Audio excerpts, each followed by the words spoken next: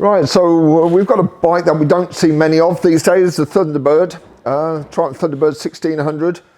We do a lovely supercharger kit for this. It's a pity that Triumph have decided to stop production on this bike, but it responds very well to our supercharger.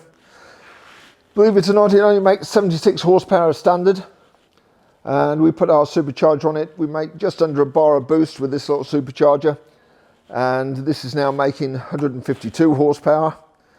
It's up the torque to around 140 foot-pound, and it's a very simple kit, no intercooler, very short pipe work from the supercharger to the plenum chamber.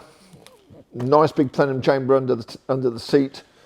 That gives good even flow to both cylinders, even though it's a 270-degree twin cylinder engine, which has uneven firing order, so that always causes issues with keeping the boost the same on each cylinder. So the bigger the plenum, the better the boost control, and this gives exactly the same boost to both cylinders. We've logged it and it works perfectly. Like I say, 152 horsepower. She's a bit of a beast now, and I think the customer is going to be extremely happy with it. Let's have a little listen. Starts on the button if you pull the clutch in.